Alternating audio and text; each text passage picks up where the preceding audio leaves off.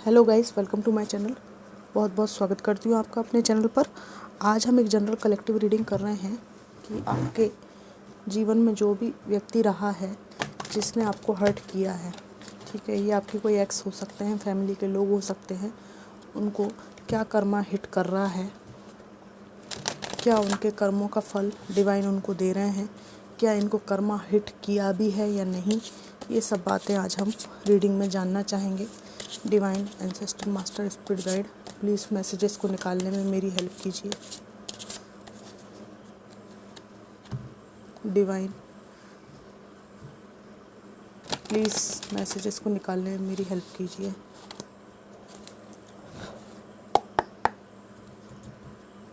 Thank you, thank you, thank you. The devil,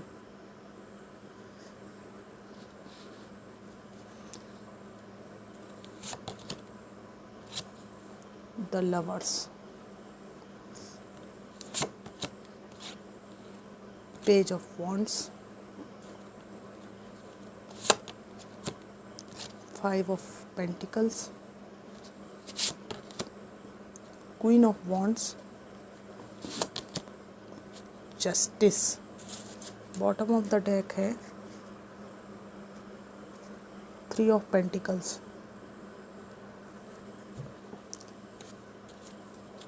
तो इनका क्या कर्मा हिट कर रहा है इनको, मैं यहाँ रख देती हूँ। पहली बात तो ये है,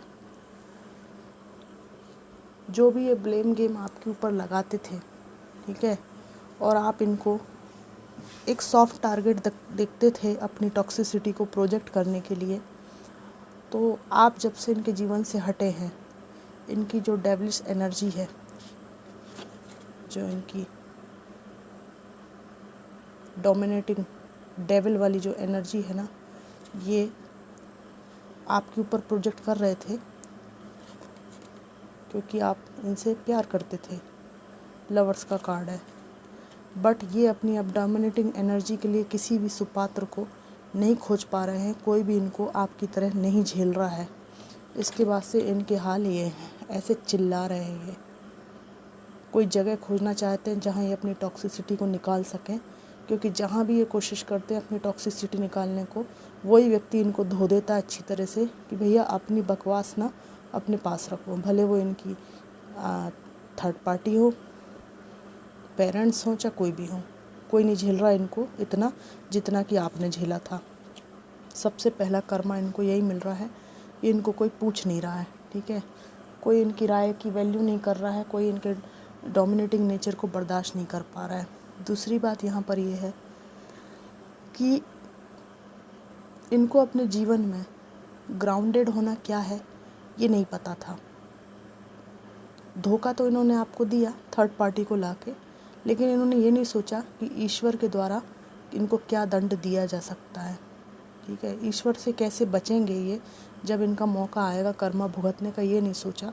तो इनको आज बहुत झुक के चलना पड़ रहा है और अपने रुपये पैसे का एक एक चवन्नी अठन्नी का भी हिसाब उस व्यक्ति को देना पड़ता है जो शायद कभी भी इनके जीवन में इतना महत्व नहीं रखता जितना इन्होंने दिया खुद की गलतियों से।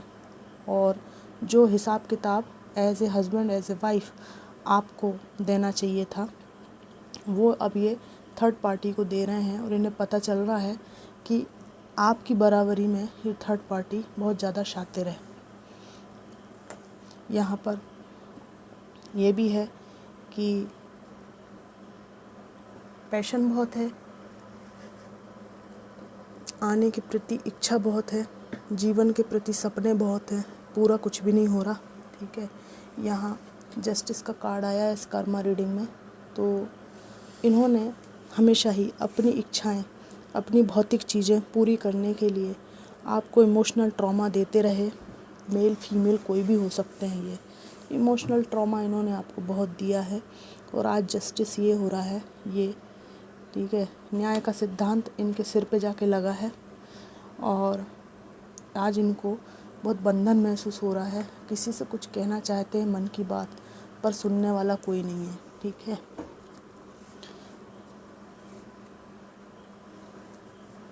यहाँ पर अच्छे खासे आप 2 लोग थे, इन्होंने थर्ड पार्टी में लाकर अपनी हिस्सेदारी, अपने हिस्से का लव, अफेक्शन और जो भी प्यार है वो अपने हिस्से का क्या पूरा ही उनको दे दिया।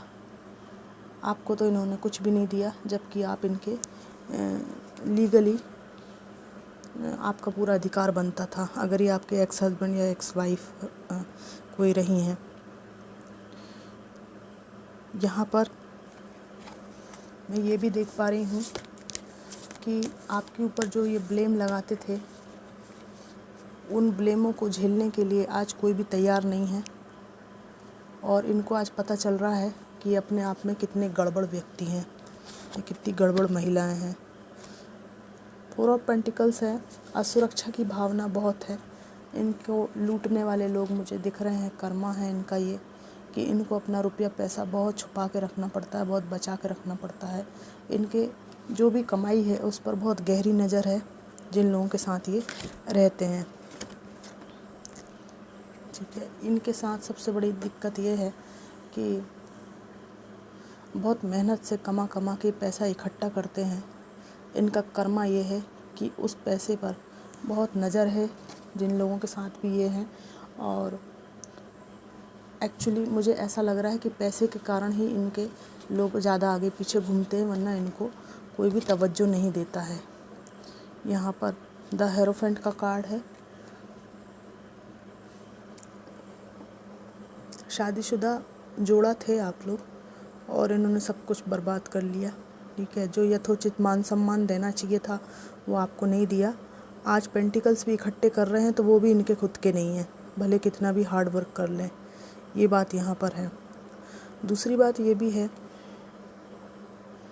कि आपको जो फॉर ग्रांटेड इन्होंने लिया, तो आज दुनिया इनको फॉर ग्रांटेड ले रही है। अकेले ही मर मर के कमाते हैं, हिसाब कोई और लेता है, जेब में कुछ बचता नहीं, इस तरह की बात है। और इन्होंने जो भी डेविलिश कार्य किए हैं पास्ट में, उसका फल इनको मिल रहा है।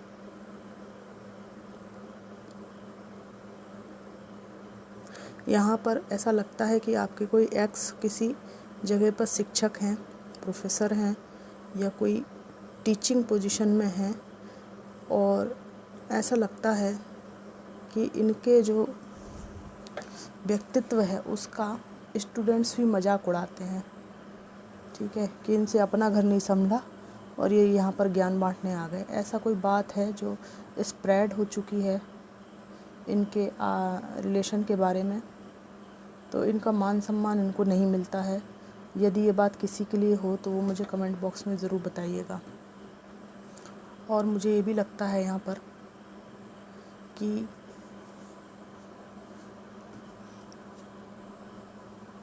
इन्होंने जब बुरा बर्ताव आपके साथ किया तो इनको ऐसा लगा कि बहुत शक्तिशाली व्यक्ति हैं।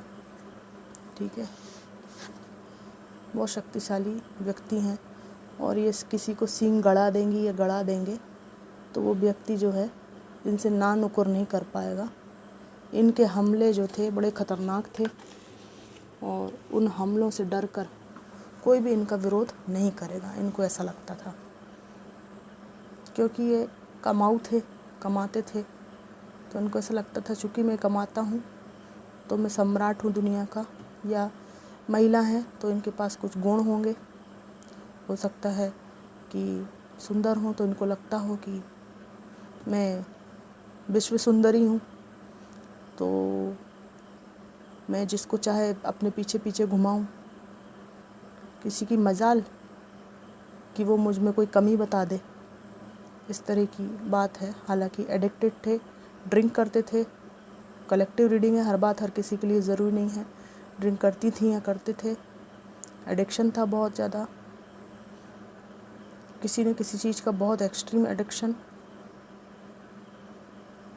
फिज़िकल डिज़ायर्स हो सकती हैं, ड्रग्स हो सकता है, अल्कोहल हो सकता है, और उसकी वजह से दिमाग ठिकाने नहीं रहता था और चिड़चिड़े, बदतमीज ये रहे हैं। ठीक है, टोटल डेविल में सब कुछ शामिल हो जाता है, दिख रहा है यहाँ पे। अब इनका कर्मा ये है कि इनको एक अकेलेपन का भी शिकार होना पड़ता है और एक ऐसा भी इनको अनुभूति होती है कि बहुत प्यासा हूँ या बहुत प्यासी हूँ। ठीक है, प्रेम की, प्रेम नहीं मिल रहा, यथोचित प्रेम जो मिलना चाहिए नहीं मिलता। इन्हें ऐसा अब लगता है कि ये जो डिज़र्व करते हैं वो चीज़ इनको नहीं मिलती। और इनको याद आता है, यहाँ पर ये कार्ड से मुझे इंट्यूशन आ रही है कि जब यहाँ वहाँ का स्वाद चखने के लिए ये बचकानी हरकतें करते थे, ठीक है, रिलेशनशिप को सिंसियरली इन्होंने डील नहीं किया, हर जगह जो है निकल जाते थे स्वाद चखने के लिए, तो आज इनको समझ में आ रहा है कि इन सब चीज़ों के क्या भयावह परिणाम होते हैं जब आप किसी के साथ कमिटमेंट में ईमानदारी से नहीं चलते। ठीक है, और ये लास्ट कार्ड है, 8 ऑफ सोर्ड्स है। कंफ्यूज, परेशान, बंधे हुए, कोई रास्ता नज़र नहीं आ रहा। ठीक है, कोई संगी साथी नहीं, और फंसे हैं जब, ठीक है, जिनकी बातों में आके फंसे, जिनके चक्कर में आके फंसे इन मुसीबतों में, उनमें से कोई भी बंदा या बंदी इनको निकालने के लिए तैयार नहीं है इस मुसीबत से। ठीक है, सबको ऐसा लगता है कि हम इनके करीब जाएंगे तो हमारे हाथों में चोट लगेगी, हमारे ऊपर ही कीचड़ आएगी, तो इसको कीचड़ में फंसे रहने दो, हम भैया हाथ नहीं लगाएंगे तुमको। और जो ब्लेम गेम ये आपके ऊपर लगाते थे, सेम कर्मा इनको मिल रहा है कि जिनसे भी ये मदद मांगते हैं, भले वो कोई भी इनके अपने हों, वो सब इनके हाथ खड़े कर लेते हैं इनकी मुसीबतों में कि भाई आपने जो भी आमंत्रण दिया है, खुद से आमंत्रण दिया है इन मुसीबतों को, और हम आपके पास जाएंगे तो हमारे भी हाथ जल जाएंगे, हमारे भी हाथ कट जाएंगे, तो हम आपके बुरे कर्मों में आपके साथ नहीं हैं, जो आप भुगत रहे वो आप अकेले भुगतो। इस तरह के तीखे वचन इनको सुनने पड़ते हैं। यहाँ पर यह भी है बात कि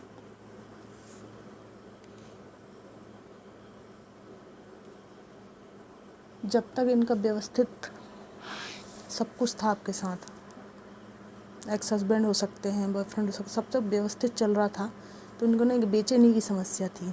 मतलब सब चीज़ शांति से चले तो इनको खुजली मचती थी दिमाग में कि सब कुछ शांत कैसे है, तो कुछ मतलब बेचैनी की समस्या इनको थी, कुछ ना कुछ इनको खुरापात करने की आदत थी, एक जगह टिक के नहीं रह सकते थे। ये इनका चाइल्डहुड ट्रॉमा की वजह से हो सकता है, जो अपब्रिंगिंग हो सकती है उसकी वजह से हो सकता है। एक बेचैनी आप इस पर्सन में हमेशा देखते होंगे कि जहाँ है वहाँ मन स्थिर नहीं है। इसके परिणाम ये हुए इनको कि ये ना फुदकते रहे यहाँ से वहाँ तक, आज इस डाल पे कल उस डाल पे। ठीक है, स्थायित्व नहीं था। आज जिस एज ग्रुप में ये हैं और जैसे जैसे इनको परिपक्वता बढ़ रही है, इनको समझ में आ गया है कि खूंटियाँ बदलने से और डालें बदलने से कुछ भी नहीं मिला। आज मुझे सहारे की ज़रूरत है, और वो सहारा मेरे व्यूअर्स थे, और उनको तो उन्होंने ऐसे ठुकरा दिया जैसे कि तुम सबसे कमज़ोर डाली हो मेरे जीवन की, तुम तो सूखी डाली हो, तुम्हारी तो मेरे को ज़रूरत ही नहीं है खड़े होने के लिए। इस तरह का ट्रीट इस व्यक्ति ने किया है, और आज इनको समझ में आ गया है कि सबसे ज़्यादा मजबूत डाली और सबसे ज़्यादा छायादार वृक्ष आप ही लोग थे इनके लिए। ठीक है, फलदार, छायादार, सपोर्ट, मतलब जहाँ वो आके छाया पा सकते हैं, जहाँ आके वो मीठी दो बातें चख सकते हैं, प्रेम के दो फल खा सकते हैं। ठीक है, छाया मिल सकती है। ये सब चीज़ें इनको अब समझ में आ रही है, क्योंकि देखो यहाँ पर पैसा ज़रूर है, ठीक है, लेकिन ये जो पैसा है ना, और जिस धरातल पर ये पैर रख रहे हैं, या जिस भी जगह पे यहाँ खड़े हैं, वो फलदार वृक्ष नहीं है, ये उजड़ा हुआ वृक्ष है। रीडिंग में कैसे मतलब इंट्यूटिवली मैसेजेस निकालते हैं और किस तरह के कार्ड आके उसी बात को सिद्ध कर देते हैं, ये बड़ा आश्चर्यजनक है। कुछ तो बात है डिवाइन की कि वो सपोर्ट करता है, अगर कोई मानता है डिवाइन को। तो मैं ही वही वृक्ष, छायादार वृक्षों की बातें कर रही थी, और मुझे कार्ड में अचानक से नज़र पहुंची कि ये जो है एक सूखे वृक्ष पर बैठे हुए हैं, केवल रुपया पैसा कमाते हैं। ठीक है, वो छाया, वो सुकून, वो सपोर्ट इनको नहीं है। पैसा कमाने से क्या होता है। और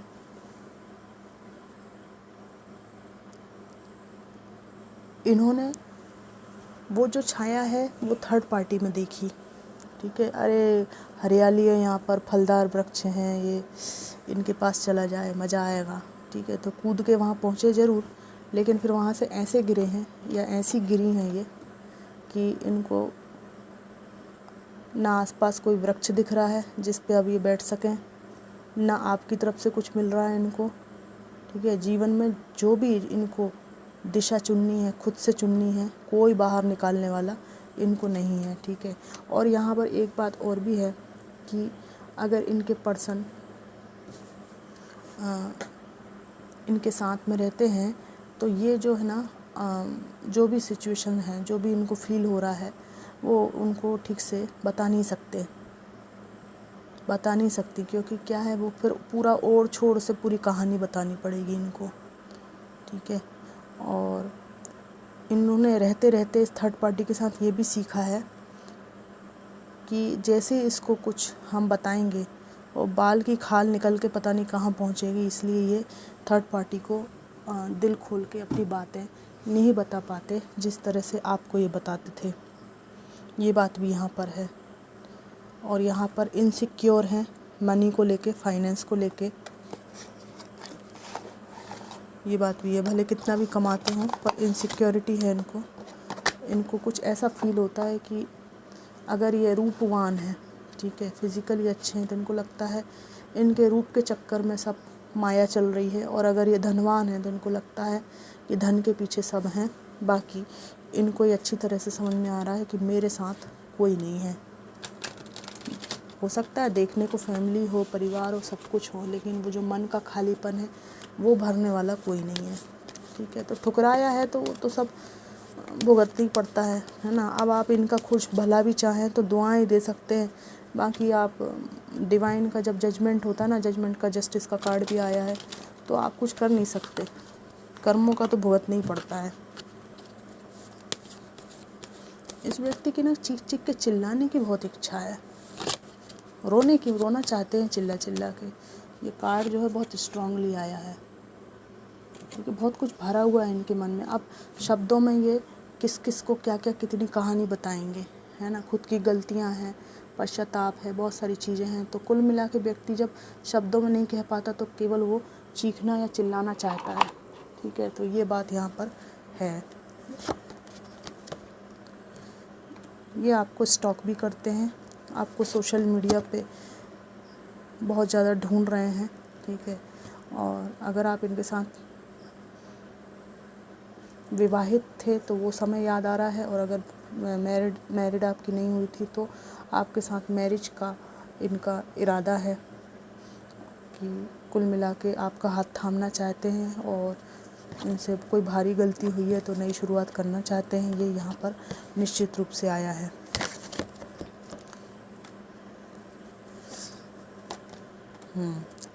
एक कार्ड और निकालूंगी मैं।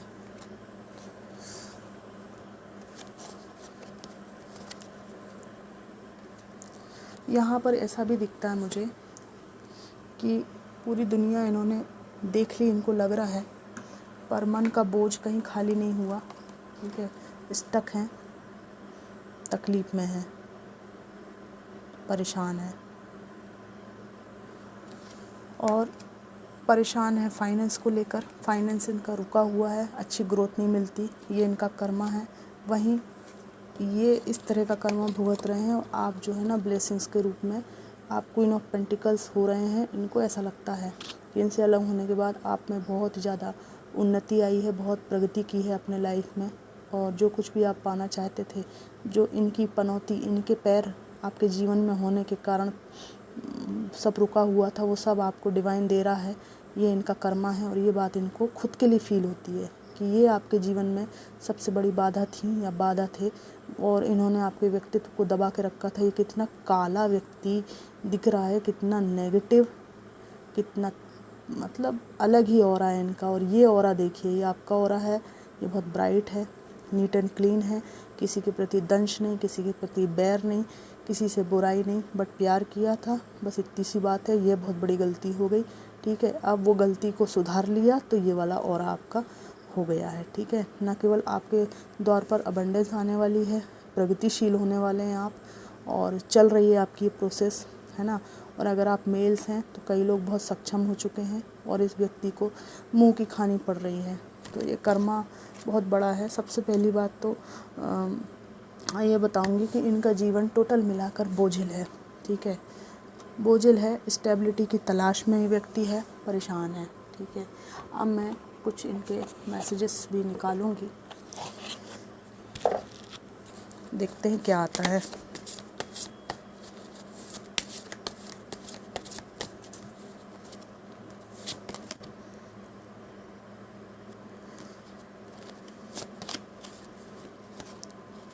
आई don't know who I am any more. इनको अपना अस्तित्व नहीं पता चल रहा। I was hurt by you. आपने इनको कोई बात पर ट्रिगर किया है, उस बात से ये हर्ट है, या आपने इनको कुछ अभी डोज दे दिया है, नीचा दिखा दिया है, ठीक है। मतलब जो इन्होंने सब कुछ किया आपके साथ में, उसके बदले आपने कुछ ऐसा किया जिसकी वजह से ये हर्ट हो गए हैं, कह रहे हैं, ठीक है, कि मेरे भी तकलीफ़ हो रही है, मुझे भी पता चला है पहली बार कि हाँ तकलीफ़ क्या होती है। People don't believe in me. Society में इनकी बदनामी है। मैंने कहा ना कि कहीं टीचर हैं तो लोग इनकी इज्जत नहीं करते। कुल मिलाकर सोसाइटी में मान सम्मान घट गया है। और ये जो भी कहानियाँ आपसे रिलेशनशिप टूटने के बारे में बताते हैं, लोग उन पर विश्वास नहीं करते, इनको फ्रॉड करने वाला व्यक्ति समझते हैं। I can't stop thinking about you. आपके बारे में सोचना नहीं छोड़ पा रहे हैं। या मुझे मतलब इंट्यूटिवली ऐसा लगता है कि ये ना दौड़ के आपके पास इसलिए भी आना चाहते ताकि समाज में इनको इज्जत बरकरार हो जाए फिर से, ठीक है।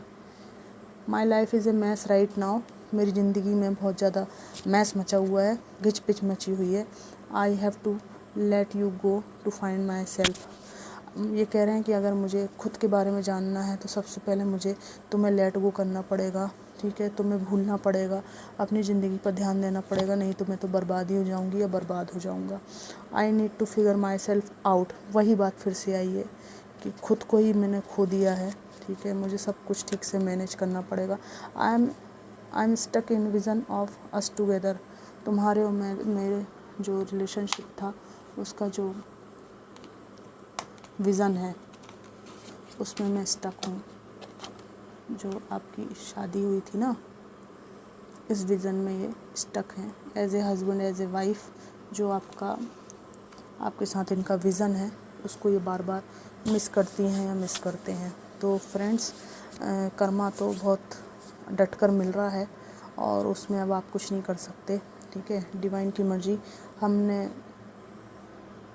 किसी के साथ बुरा नहीं किया, बस यही हमारे हाथ में है, बाकी सब डिवाइन के हाथ में है। और ईश्वर से कोई बच नहीं सकता, कैसे बच सकेगा। तो फ्रेंड्स, ये थी general collective reading, Karma reading थी, बहुत दिनों बाद की मैंने। कैसी लगी ज़रूर बताइएगा। Thanks for watching.